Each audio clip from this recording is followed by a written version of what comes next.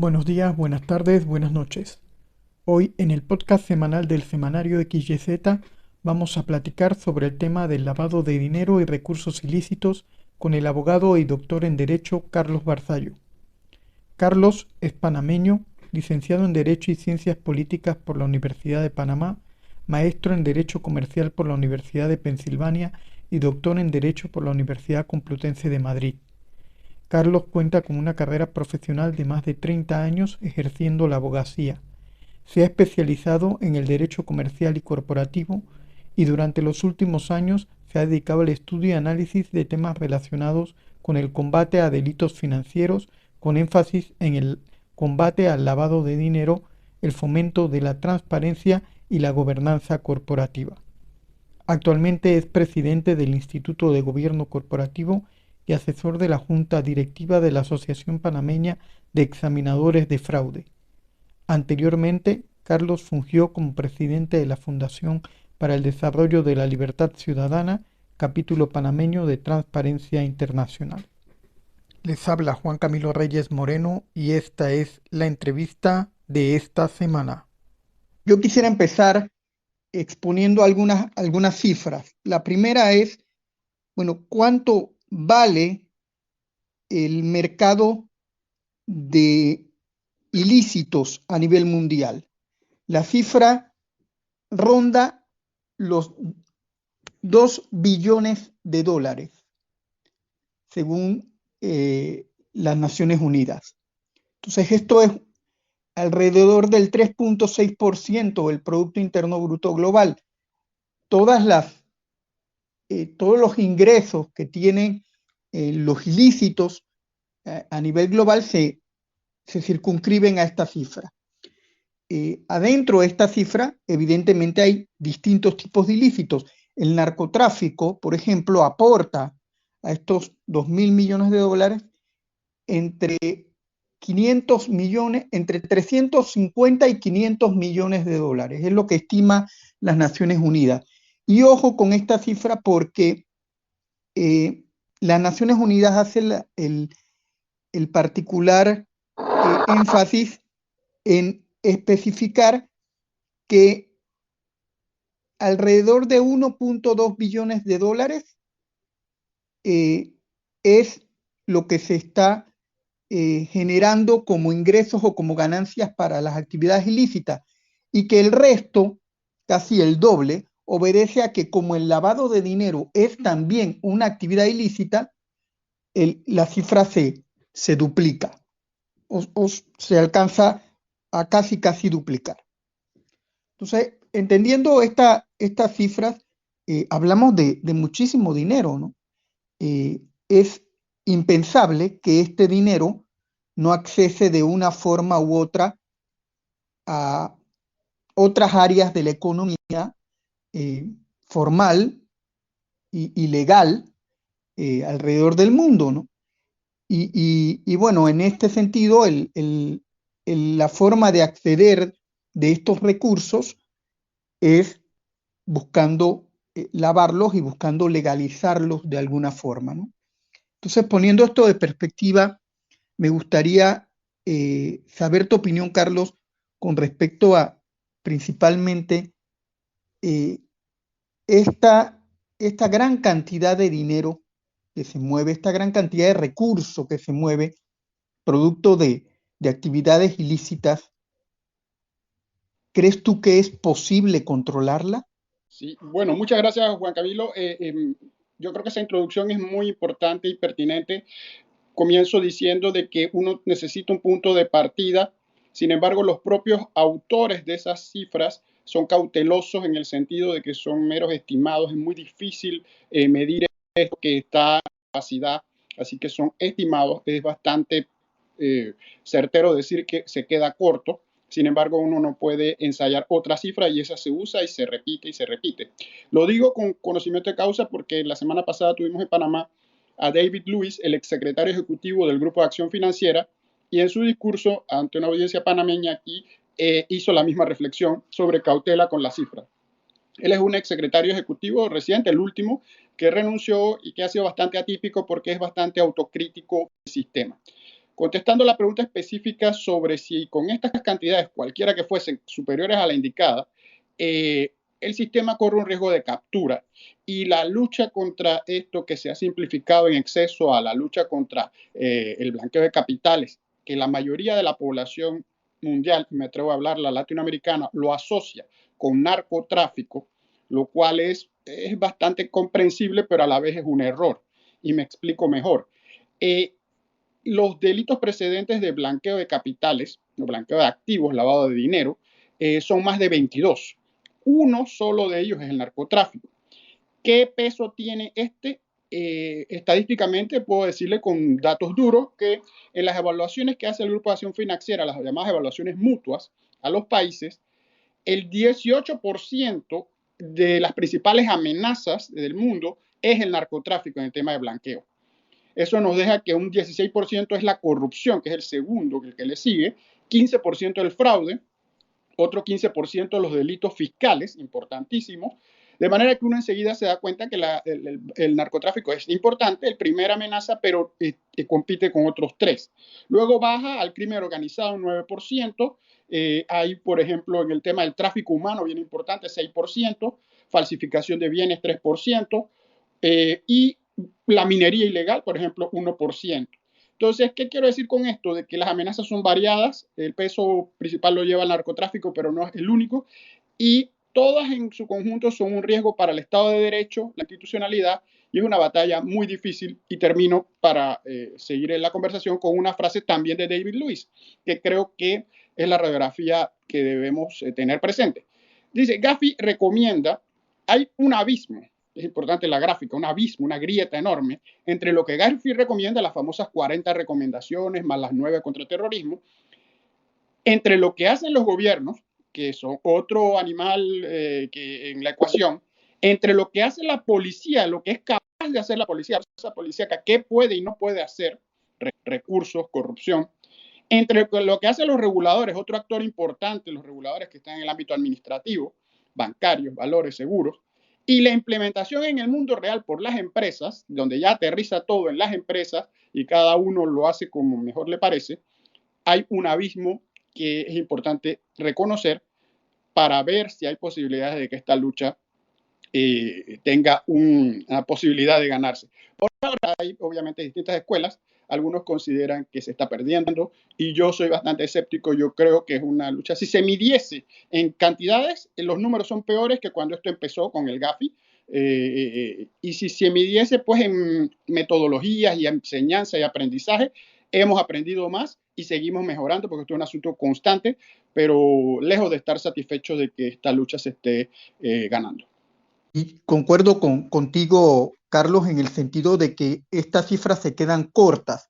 Fíjate que hace alrededor de 5 años platicaba yo con una de mis fuentes acá en México, ligada al tema del narcotráfico, y yo le planteaba la cifra de que a México ingresaban anualmente 35.000 millones de dólares como ganancias del narcotráfico. Y bueno, esta persona escuchó, se quedó callado un momento y me preguntó, oye, ¿esa cifra de dónde es? ¿Quién da esa cifra? Y yo le digo, bueno, esa cifra la da las Naciones Unidas. Las Naciones Unidas tienen un departamento, una dirección que se encarga de atender la cuestión de la lucha contra el crimen organizado y ellos tienen estipulada esta cifra. Y bueno, la respuesta a los minutos de él fue la siguiente. Mira, yo creo que eso es lo que gana Jalisco anualmente, y refiriéndose a un solo cartel de México, el cartel Jalisco Nueva Generación. Entonces, este tipo de cosas es entendible en el sentido de que son situaciones que se dan en la opacidad y bueno, no publican informes anuales diciendo cuánto gana cada grupo de estos y poder sacar entonces cifras nacionales y cifras transnacionales, ¿no? Esa parte está clara. Lo que sí es una realidad es que este dinero ingresa, que viene de actividades ilegales, ingresa a las economías de los distintos países por una forma u otra, y comienzan a formar parte activa de la economía. Entonces, ahí va la pregunta que te quisiera hacer, Carlos, es eh, el impacto, que se tendrá medido el impacto en el que repercuten las medidas de control en el resto de la economía de los distintos países. Y te lo digo por el caso de México, pero por ejemplo también el caso de Panamá, que las medidas de control, al no cumplirlas, según los estamentos internacionales, Panamá ha caído en default y ha tenido una afectación muy fuerte económicamente porque pues, Panamá vivía del centro bancario y vivía de los servicios legales y vivía de todo un conjunto de actividades que aportaban un fuerte porcentaje en la economía nacional. Y en el caso de México, bueno, es mucho más directo el asunto, porque el dinero simplemente viene de los mercados donde se importan estos bienes ilegales bueno, el dinero regresa al país, ¿no? Sí, mira, en ese sentido voy a aportar varios elementos tratando de contestar tu pregunta, donde partimos de la base común de que sabemos que las cifras son muy difíciles porque aquí no hay estados financieros auditados y nadie sabe realmente.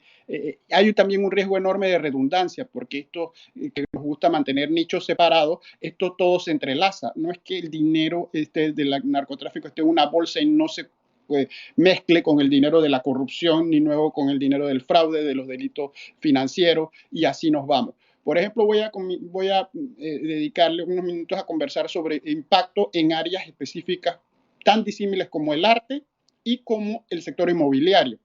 Empiezo por el sector inmobiliario, por ejemplo, cómo nos afecta. Unas afectaciones que hay que se van percibiendo luego con la experiencia diaria para los jóvenes, para los no tan jóvenes, es el encarecimiento de la vivienda y la dificultad de que las reglas supuestas del mercado funcionen porque se distorsionan cuando hay economías penetradas por el narcotráfico o por cualquier otro delito precedente de blanqueo. Ese ejemplo uno lo ve en Panamá, por ejemplo, había números interesantes. Hace 7 años se manifestaba la Cámara Panameña de la Construcción que había un exceso de oferta de metro cuadrado en locales y comerciales que tomarían 7 años naturales poder deshacerse de ellos. Entonces, frente a esa realidad, uno se puede preguntar cómo con esa realidad se puede seguir construyendo o cómo con esa realidad los precios no bajan hasta ajustarse a las necesidades. Hay varios factores y uno que no se puede negar es el hecho de que haya la posibilidad de que no responda a oferta y demanda y los precios se puedan mantener altos.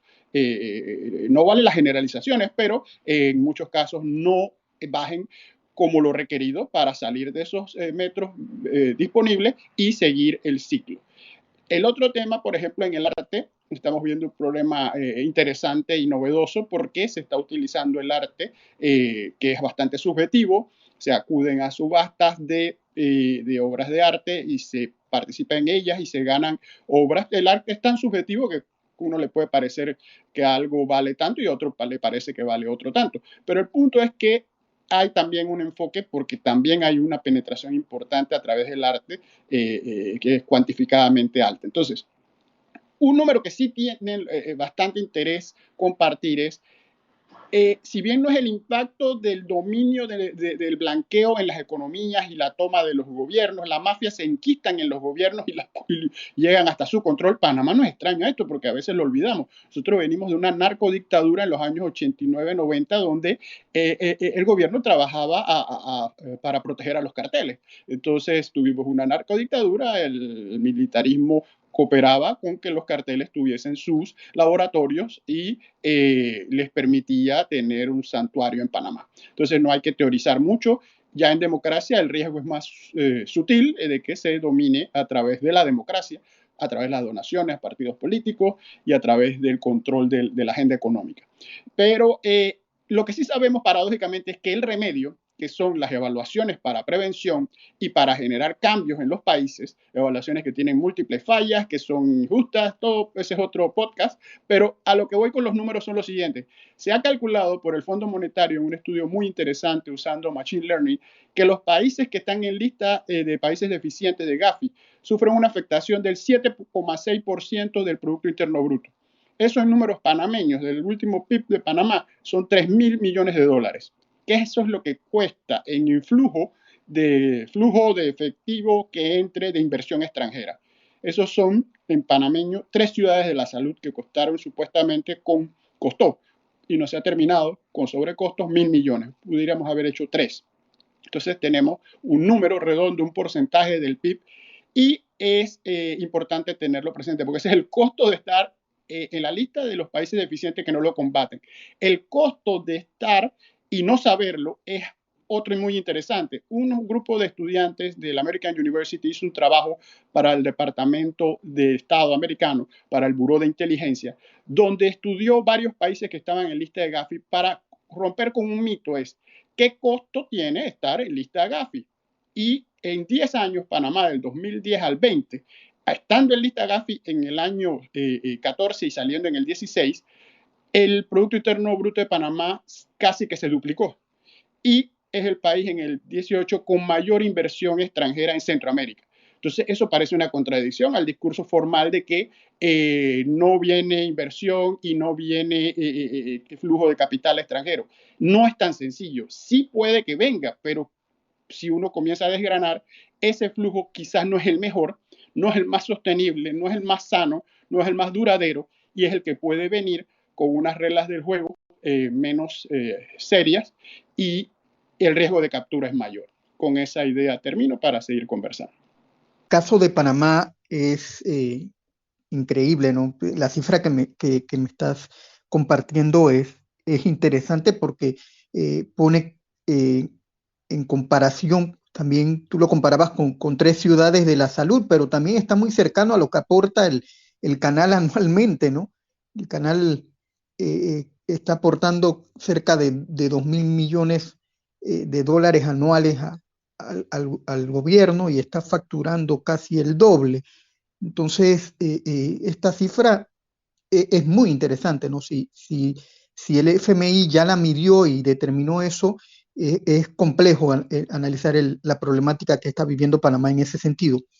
Y cuando Yo, dato sí, duro, la Superintendencia de Banco en su informe financiero dice que el sistema financiero nacional es el 7,3 del PIB. Son 2.000 y pico millones, así que podemos comparar afectación 7,6 del PIB, el sistema financiero nacional 7,3 del PIB. Así que vamos casi que parejo y eso es impresionante y negativo. sí.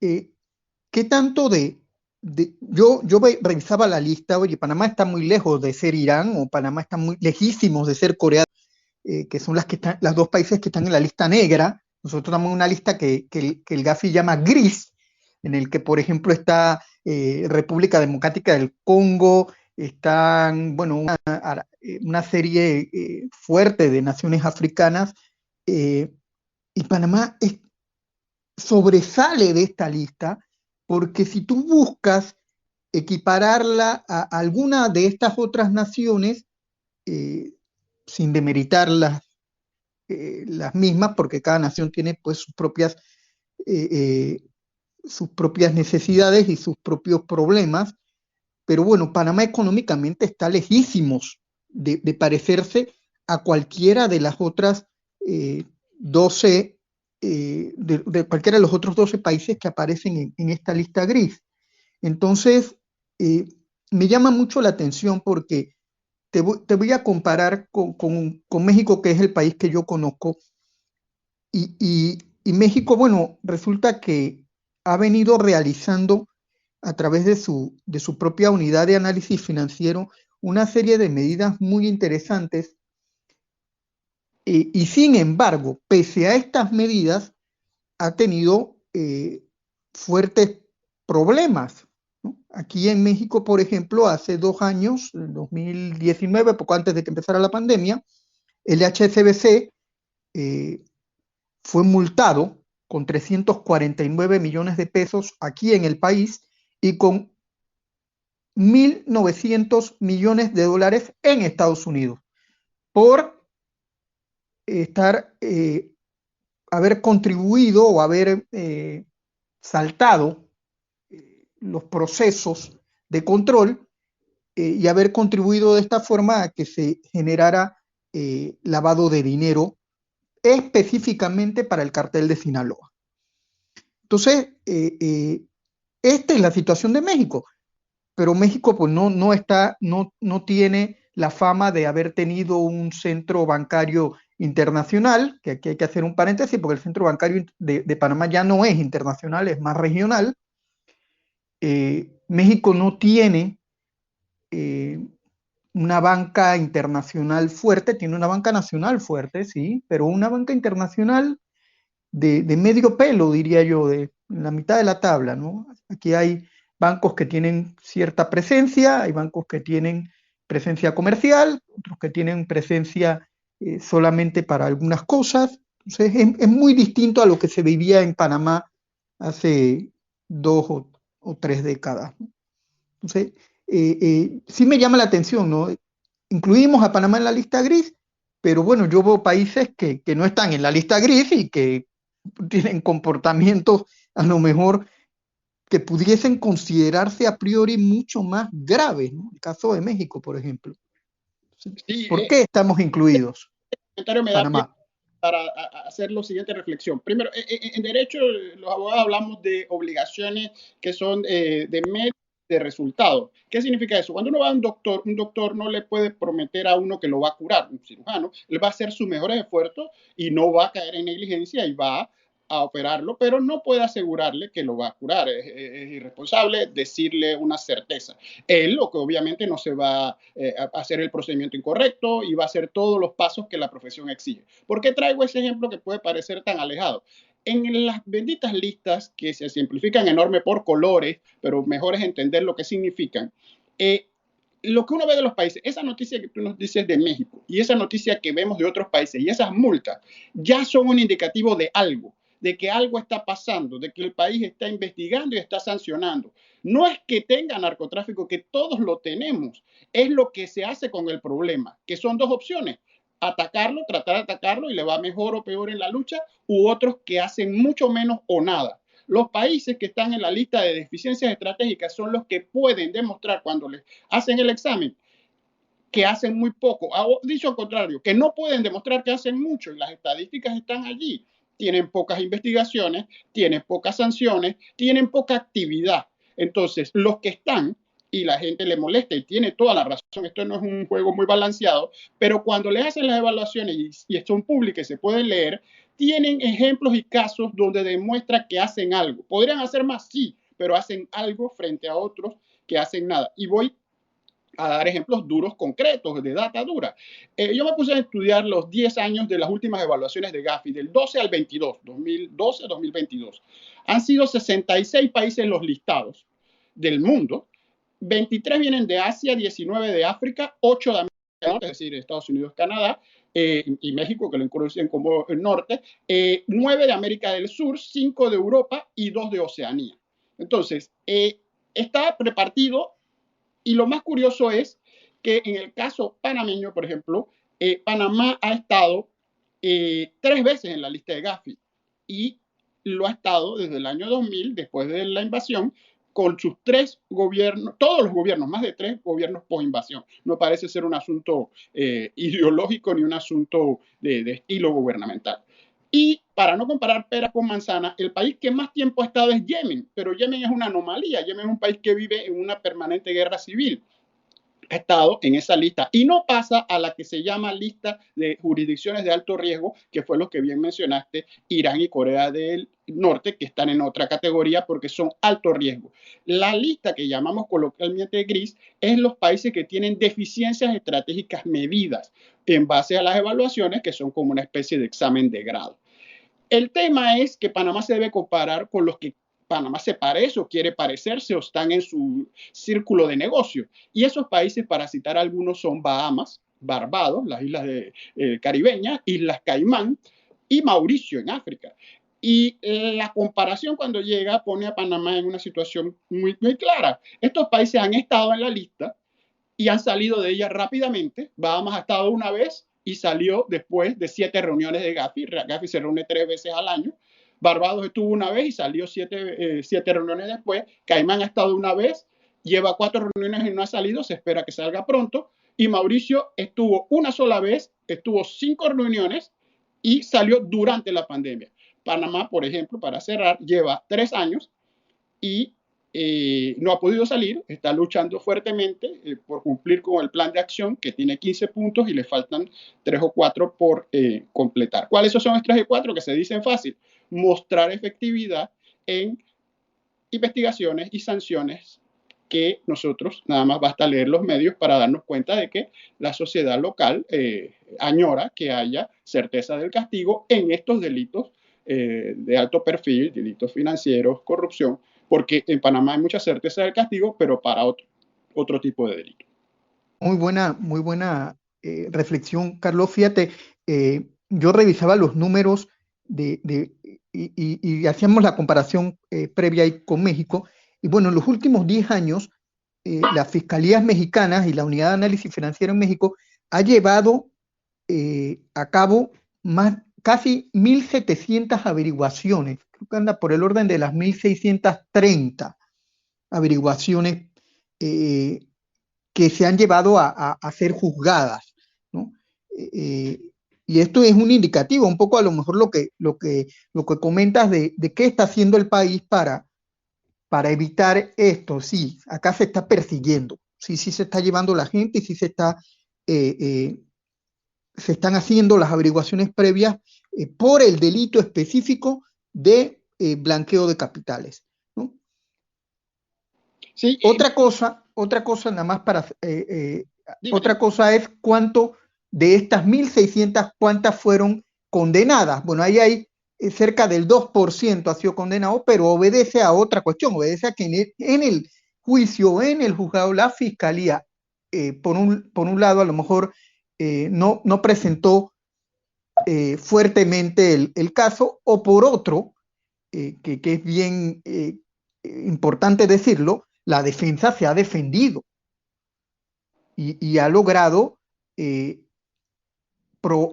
buscar probar más allá de cualquier duda que la persona que está ahí es culpable o no, ¿no? Entonces, esta gente tiene los recursos para defenderse y se defiende. Entonces, el 2% han sido juzgados. Pero, para cerrar un poco aquí y pasar al siguiente tema, es interesante porque uno pudiera percibir que países como México, como Colombia, que están muy penetrados por parte de las organizaciones criminales que están relacionadas al narcotráfico, debieran caer en esta lista gris. Y no lo caen porque en verdad ambos países, tanto Colombia como México, sí están persiguiendo fuertemente el tema del blanqueo de capitales porque migran de perseguir el producto a perseguir el dinero que se gana con ese producto, con las transacciones ilegales, ¿no? Eso es una forma y lo han venido haciendo, yo creo que alrededor de las 2 o 3 últimas décadas. Entonces, por ese lado entiendo lo que me comentas y comprendo ahora mucho mejor por qué Panamá sí está ahí, por qué, por ejemplo, Colombia o México no. Voy a hacerte una Quiero consulta comentar, con... pido Sí, te muy abro. cuando yo invito a los oyentes ahora mismo que vayan y vean en las páginas de las inspecciones, todo se trabaja con narrativa, pero también hay cuadros estadísticos. Y voy a dar un ejemplo que a mí me parece muy ilustrativo. Panamá, en una de sus evaluaciones de 2014, dijo que iba a ser un plan nacional de riesgo, la estrategia para entender el problema, porque a Panamá se le ha criticado el no entendimiento del problema. 4 años después hizo su plan nacional de riesgo y se le pidió que lo revisara porque no incluía como un riesgo la evasión fiscal. Eso es bastante, dice mucho, ¿no? Luego que lo ajustó, Panamá declaró que uno de los riesgos más importantes, el tercero para Panamá, es el sector inmobiliario y construcción. Tiene 3.000 sujetos regulados en ese sector. Sin embargo, del 2012 al 2017, a ese sector solo se le han hecho 5 inspecciones. Entonces ahí tenemos un problema serio porque también va al recurso humano, al dinero que se destina a esto. Los reguladores tienen que tener los recursos para poder hacer su trabajo. Si no tienen, no lo van a hacer. Y eso es importante entenderlo. Cuando uno compara con otros países, ve enseguida la diferencia, y aunque usara regla de tres y proporción, porque tienen mayor población, pero lo que uno puede observar es que si uno dice que su tercer sector más riesgoso es el inmobiliario, uno debe esperar más inspecciones, más reportes de actividades sospechosas a la UAF, que también son mínimas, no pasan de 5, y así todo debe ser consecuente. Cuando uno lo que representa es leyes, normas, y dice que uno tiene la norma, eso prosperaba en el año 2000, cuando se medía solamente el cumplimiento técnico, que eso en palabras de Gafi significa usted tiene la ley. Sin embargo, ahora lo que se mide es la efectividad y eficiencia, es decir, usted usa su ley. Y nuevamente, esto no se puede ser injusto. Usarla no es solamente querer usarla, hay que tener los recursos. FinCEN en Estados Unidos, que es el equivalente muy así de la UAF, tiene un presupuesto, tenía, porque lo están aumentando, que era muchísimo menor a la cantidad que el gobierno federal de Estados Unidos devuelve cheques por error a personas fallecidas. Todo el sistema federal devuelve una serie de cheques y comete errores. Ese monto es varias veces superior al presupuesto anual de FinCEN, que es el que combate el tema que está en la prevención de blanqueo en el Departamento del Tesoro en Estados Unidos. Malos recursos, poco personal, y cuando no son técnicos y se involucra la política, tenemos una receta para el desastre. Yo sí invito a pensar y a reflexionar más complejo de que estos están y los otros no están. Hay injusticias, yo no las voy a negar, pero nosotros en nuestra calificación tenemos que ver que podemos hacer más. Y bueno, ha sido bastante gráfico y con datos duros y cifras para entender por qué Panamá está ahí y por qué otros países no están, ¿no? Entonces, eso ahorita ya, para mí al inicio de la conversación era una duda y ha quedado disipada. Tú tocabas el tema del uso del arte en, para el blanqueo de capitales y ahorita en México se está dando una cuestión muy novedosa y es que se están utilizando, y te hablo en medio de la pandemia 2020-2021, se están utilizando criptomonedas, se están utilizando NFTs, se está invirtiendo dinero ilegal en aplicaciones eh, que son, que generan intangibles. Por ejemplo, las aplicaciones de juego, en el que tú adentro del juego compras monedas para jugar, pero las monedas del juego las compras con dinero. El dinero pues, lo cargas a tu tarjeta, lo cargas o lo haces por medio de compra de tarjetas prepagadas de Apple o de Google o de una serie, Microsoft, N cantidad de compañías tienen este tipo de tarjeta. Y eso se ha empezado a usar en los últimos 2, 3 años.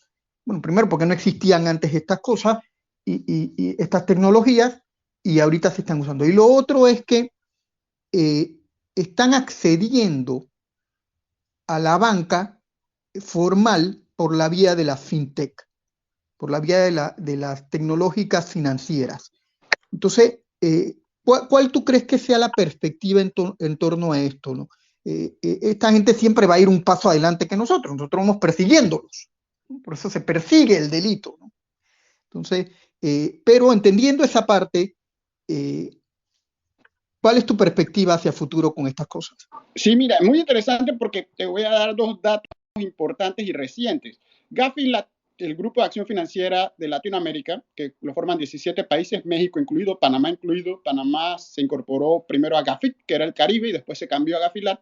En Gafilat están todos los países latinoamericanos. De esa manera es que, sin ser miembros de Gafi, forman parte de los procesos de evaluaciones y de establecimiento de las recomendaciones. Gafilat estima en un curso que tiene sobre este tema de activos virtuales, criptomonedas, que en el 2020, su curso, que tiene ya 2 años, los activos virtuales casi no se usan para temas de blanqueo, pero es una matización importante, si se comparan con el dinero tradicional. Obviamente, eso así se matiza demasiado.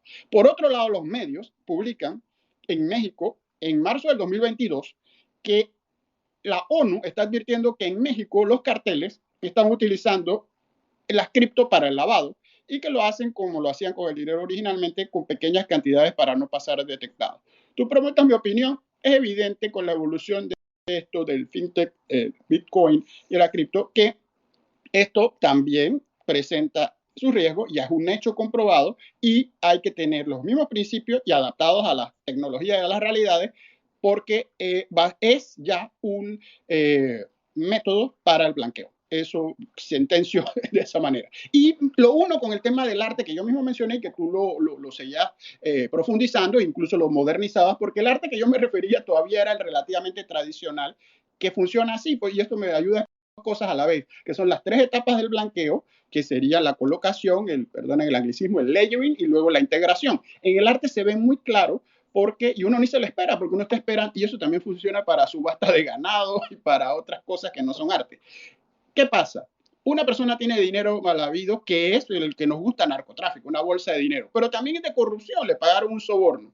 ¿Qué hace? Va a una subasta pública de arte y compra un cuadro puja y puja porque él lo que quiere es que ese cuadro cueste mucho y para eso puede haber componenda o no con los subastadores.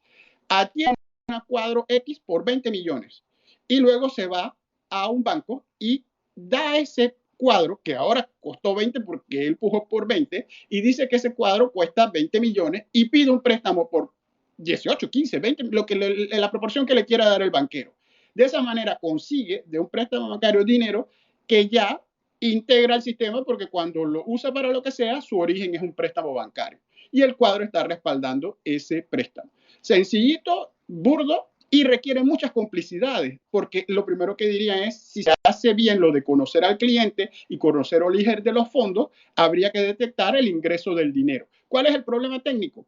Que no todos los sujetos son obligados de declarar operaciones sospechosas, conocer al cliente, no trabajar con efectivo. Y uno de los avances últimos es incluir al arte, que se había ido quedando por fuera.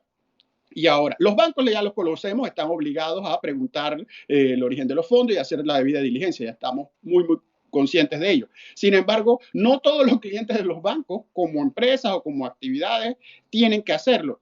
En Panamá solamente son 16 actividades que son las de sujetos no financieros, que ahora hay desde el 2015 una intendencia primero y ahora superintendencia que los ve.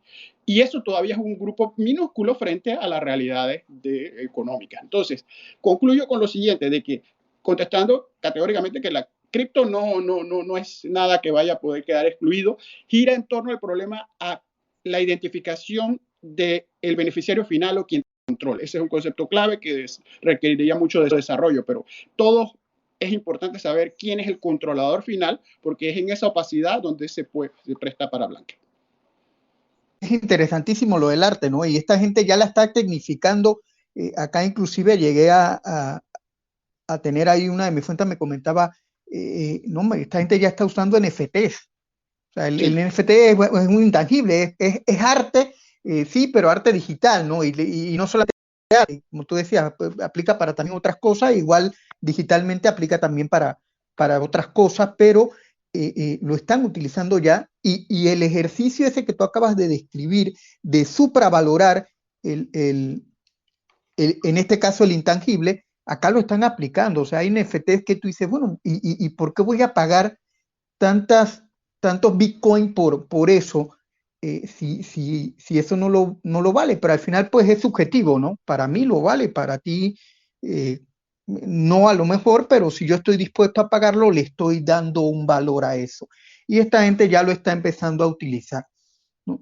Lo otro que están, que siempre se ha dado acá en México es el tema de las remesas, y lo voy a traer a colación porque en México las remesas representan un ingreso importante, ¿no? Y sobre todo en algunos estados y en algunas partes del país llegan a representar un fuerte porcentaje del Producto Interno Bruto de ese estado en particular. Entonces, eh, desde hace muchísimo tiempo, yo te diría que desde más o menos la década de los 80, inclusive a finales de los 70, eh, México tiene un componente muy fuerte de gente viviendo en Estados Unidos que envía dinero mensualmente y periódicamente de regreso al país, ¿no? Esto es parte del ejercicio de los, eh, de la gente que emigra a Estados Unidos y bueno, una forma de retribuir o de aportar a la gente que se queda acá en México es enviarles un poquito de lo que ganan allá. Entonces, en este sentido, eh, se habla acá en México de alrededor de que las remesas valen alrededor de 50,000 millones de dólares al año, ¿no? Y bueno, los ingresos del narco andan alrededor de 35,000 millones de dólares al año. Hay mucho de esa remesa que está mezclado ahí, pero una vez que el dinero entra al sistema como una remesa, prácticamente está limpio. Tú lo puedes depositar en una cuenta de banco, es más, te puede caer directo a la cuenta de banco sin ningún problema. Eh, Hay límites en las cantidades, pero evidentemente, como lo comentabas, esta gente tiene consciente el límite y lo hace por debajo, ¿no?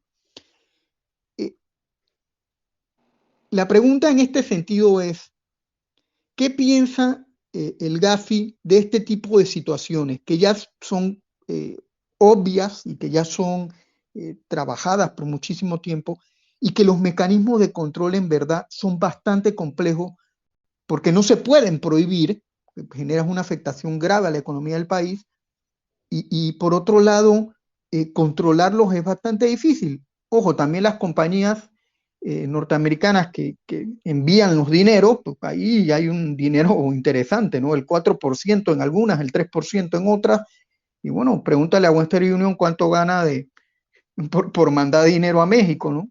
Entonces, esas cosas también es interesante analizarlas, pero quisiera saber tu opinión y si tienes algún dato ahí de lo que piensa la GAFI de esto.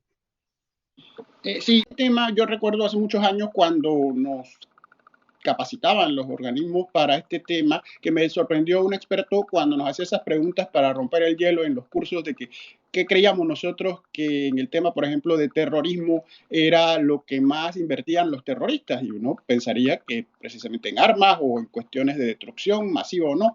Y nos enseñaba él de que realmente por ahí no iba la cosa, era en el mantenimiento de los familiares de los terroristas, ya fueran los que se explotaban ellos mismos o simplemente terroristas actuantes. Porque lo importante era mantener al viudo, a la viuda o a los hijos y a la familia. De esa manera aseguraban pues el trabajo colectivo. Entonces eso va directo al corazón del tema que mencionas, que son remesas, es el envío de dinero. Panamá tiene poca experiencia desde el punto de vista de que como no migramos, no tenemos el asunto como el resto de Centroamérica de que el dinero que se vuelve indispensable en la economía que regrese por el tema de la divisa, la moneda. Nosotros lo que estamos viviendo es al revés, los que han venido de países vecinos a trabajar aquí y remiten hacia afuera.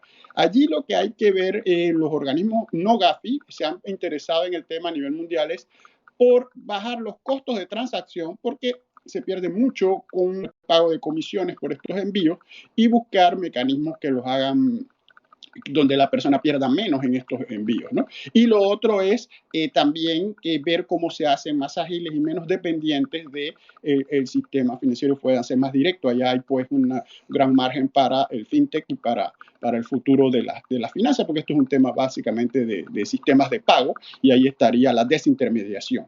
Entonces, como bien dice, socialmente eso no puede afectarse porque es una realidad de la cual viven muchas personas. Lo que sí también se puede ver es el origen de los fondos. Muchas veces, y la gran mayoría, no tiene nada que ver con narcotráfico, pero sí hay otros delitos que a veces pasan desapercibidos. Por ejemplo, el tráfico de personas y o el tema de la explotación laboral, porque en la mayoría de los países no todos son contratos que cumplen con las leyes de cada nación, sino que son dinero que está fuera del sistema. Y eso es, gusten o no, delictivo y, gusten o no, en algunos países puede ser delito precedente de blanqueo.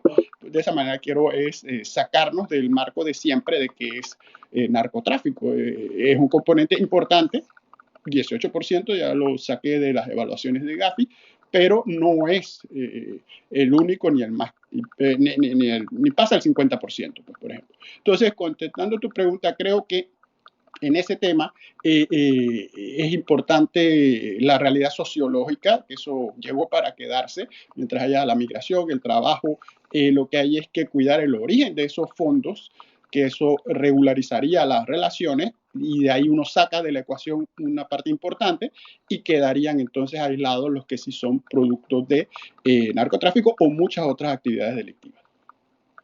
Lo que acabas de comentar cerrando, eh, hay una historia que conocí de primera mano.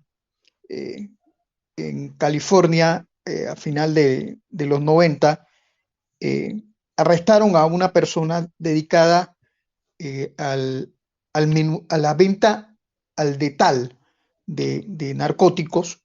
Y bueno, lo condenaron y esta persona se quedó. Pero una de las formas de él mandar sus ingresos a México era a través de las remesas, pero sus ganancias eran de un oficio y de una actividad que era ilegal. Su oficio era ser narcomenudista en California y bueno, vivía relativamente bien como dealer en aquel tiempo de marihuana y de otras drogas, ¿no? Entonces, es bien difícil, ¿no? Porque él mandaba los 700, los $800 quincenales y eso pues es muy difícil de rastrear y muy difícil de validar y la transacción era perfectamente limpia.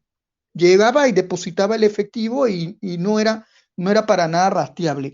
Como ese caso, yo supongo que debe haber miles, si no es que millones, ¿no? Con 15 millones de personas, de mexicanos viviendo en Estados Unidos, pues deben ser millones de transacciones de este tipo, ¿no? Y con las cantidades pues que genera el negocio en Estados Unidos, más aún, ¿no? Entonces, lo hago como comentario de lo que platicabas ahí al final. Y ya para ir cerrando el tema, ¿cuál crees tú que sean las perspectivas a futuro? ¿Hacia dónde va el Gafi? ¿Qué va a hacer? ¿Va a seguir con el tema de la lista? ¿Va a seguir con el tema del control? Yo veo ahora, por ejemplo, también mucha injerencia del Departamento del Tesoro de Estados Unidos eh, que te incluye en esta bendita lista Clinton, por ejemplo, pero al final también te incluye porque tú delinques en ciertas cosas, ¿no? Entonces, aunque la lista Clinton no tiene una cuestión internacional como sí lo tiene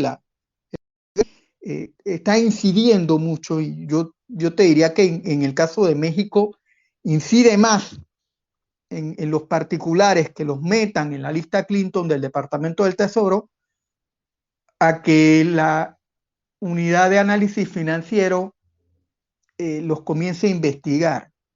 Entonces, sí me gustaría ver cuál crees tú que sea el futuro de todo esto y, bueno, entender un poquito el papel que juega Estados Unidos y principalmente Estados Unidos en estas entidades, ¿no?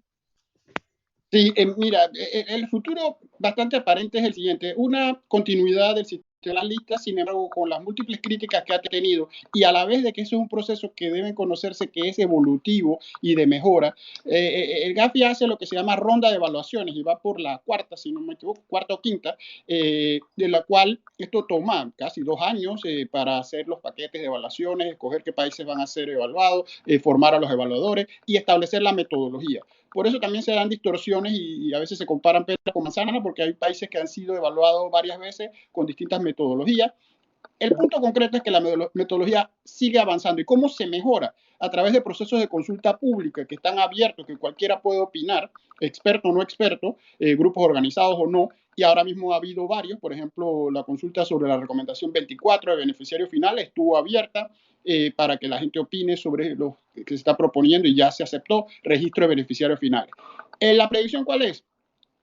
Van a estar en lista países que antes no estaban en lista. Es bastante probable en la medida que no demuestren efectividad. Y la exigencia siempre va a seguir superándose.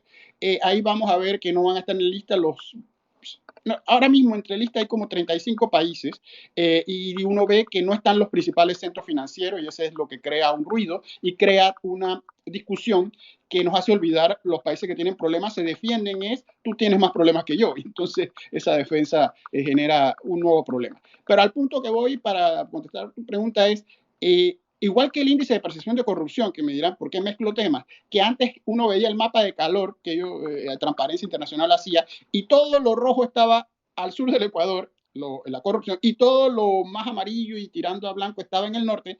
Hace rato que Transparencia se dio cuenta que eso era una simplificación y estaba mal porque los corruptos están en todos lados y también el dinero de la corrupción va del sur y termina en el norte. Entonces, lo que quiero decir, el mensaje no va a ser ni rápido ni fácil, pero la lista va a ser más fina. Hay mucha autocrítica en los países que están sirviendo para que su centro inmobiliario, ya olvídense del bancario, el mobiliario, Londres, Manhattan, donde los cleptócratas ucranianos y rusos están comprando propiedades millonarias, ya es demasiado evidente que los han penetrado. Entonces, si ellos pueden seguir demostrando que luchan contra eso, no deben estar en lista. Si ellos no pueden demostrar la más mínima efectividad, deben estar en lista, eso sería lo justo. Entonces, ahí va la cosa. El que no demuestre efectividad debe estar en las listas que se están poniendo cada vez más específicas, rigurosas y técnicas, producto de muchos años de aprendizaje. Aquí se lleva 2 décadas constantes de ir evaluando lo hecho antes. En tu perspectiva, ¿Panamá va a salir de la lista entonces 2023-2024? Es especulativo y poco así. Yo pienso que sí, esa es mi sensación. Lo que también pienso, y tú lo mencionaste bien al principio, que vaya a la negra es bien difícil porque estar junto a Corea del Norte e Irán no se ve por dónde está el mismo terreno. Sin embargo, lo de Panamá es un acumulativo de ir desmorando, jugando con los tiempos y una voluntad mixta. Pero yo sí, contestando la pregunta, creo que en el 23, ahora hay una reunión en octubre, no sale. La que viene en febrero puede ser junio. ¿Por qué? Porque tampoco es que es inventado, es cuando pueda completar los 3 puntos del plan de acción que faltan, que es un asunto que no depende de pasar acuerdos, leyes, decretos, depende de poder mostrar evidencia de efectividad en el uso de esas normas. Entonces, eso requiere tiempo, eso requiere fallos, requiere procesos administrativos con el debido proceso, todas las instancias, y eso toma tiempo natural y a veces en Panamá toma mucho más de lo natural. Sí, me queda claro, ¿no? Y volviendo al tema de comparándolo con México, bueno, sí, México ha levantado, te decía, 1.632 averiguaciones previas relativas específicamente al lavado de dinero relacionado al narcotráfico.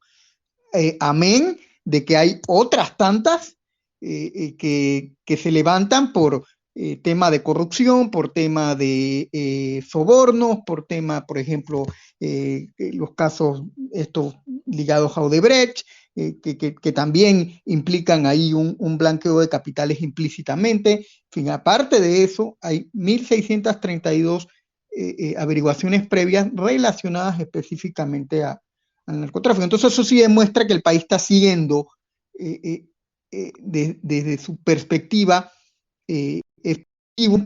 perseguir y a través de la persecución combatir esta cuestión del lavado de dinero. No sé en Panamá si tú tengas cifras, por ejemplo, de cuántos son los casos de lavado de dinero, cuántos serían las averiguaciones previas, si se tiene estadística de eso. Sí, yo te puedo mencionar a grosso modo una historia muy interesante. Los evaluadores en las evaluaciones anteriores pusieron citas del órgano judicial cuando tuvieron entrevistas y cito. El funcionario o la funcionaria del órgano judicial con los cuales se entrevistaron dijeron que ellos no tenían conocimiento de ningún informe de la unidad de análisis financiero que hubiese originado un caso que hubiera generado una sanción, condena. Eso es muy indicativo, porque si una alta autoridad no tiene conocimiento, no significa que existan o no existan, es que él no tenía conocimiento. Ese fue el que le tocó la entrevista, que uno supone que algo debe saber. Otro dato duro, antes, y están en las evaluaciones disponibles que las quiera ver, los casos que Panamá presentaban, todos eran, y eran pocos, no llegaban a los 10, eran sobre blanqueo producto de narcotráfico. E insisto, hay 21 delitos precedentes más. Ahora, si ustedes se dan cuenta, lo pueden ver, todos los casos de delitos financieros, corrupción, llevan el componente blanqueo. Esos casos ahora, Odebrecht es blanqueo, New Business blanqueo, Blue Apple es blanqueo. Eso no se estilaba, porque hay un problema, Juan Camilo, con las cifras. Las cifras es, como se sabe que los van a medir por números, lo que se busca demostrar entonces es que todo aumentó, pero no es cantidad, sino calidad, porque entonces comienza una carrera y se hacen reportes en grandes cantidades, se hace de todo y pagan los que no son. Aquí lo importante es ser justos, lo que debe ser, porque si no, pagan pescaditos, sardinitas, llamémoslas así, y se llenan estadísticas. Lo que importa son las cabezas, son la efectividad y eficiencia de arriba para abajo, no creando unos números que ahora llamen mucho la atención, porque comienza una época de excesos y de pánico, todos los números van a aumentar. Luego viene entonces el detalle. ¿Cuál es la calidad de eso? No es reportar por reportar, no es iniciar caso por iniciar. Hay casos que a lo mejor no se pueden iniciar porque ya prescribieron, hay un problema de los tiempos. Si nosotros empezamos todas nuestras normas tarde, las cosas que pasaron antes por puro derecho básico puede que no hayan tenido tipificación penal. Entonces creamos expectativas y luego se dice de que la justicia no funciona, lo cual hay que ver caso por caso. Pero es complejo. La respuesta es, nuestros datos siempre han sido escasos y por eso también es que hemos estado en las listas. Ahora eso está cambiando. Lo que hay que tener cuidado es que no cambie preocupándose por la cantidad, sino preocupándose por la calidad. Sí, interesante, ¿no? El asunto de no empezar a, por ejemplo, a levantar las averiguaciones previas solamente para llenar la plana de cuántas averiguaciones previas sobre esto tiene Panamá, ¿no? Entonces, ahí es importante lo que comentas, ¿no? La calidad de la averiguación para que también pueda ser causa juzgada, ¿no? Si la averiguación es deficiente, el juzgador va a terminar resolviendo que la persona pues es no culpable, ¿no? Entonces, esto también es importante.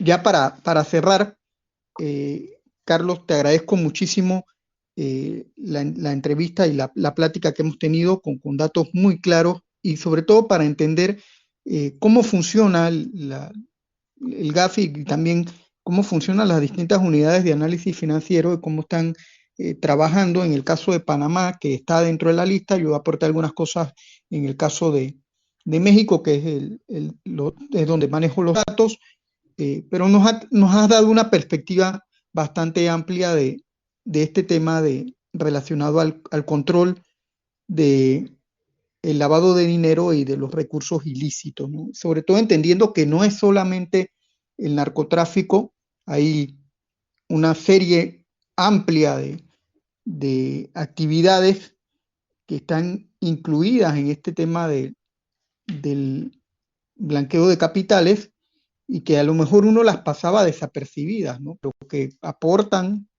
una fuerte cantidad adentro de este tema de lavado de dinero, ¿no? Yo creo que Panamá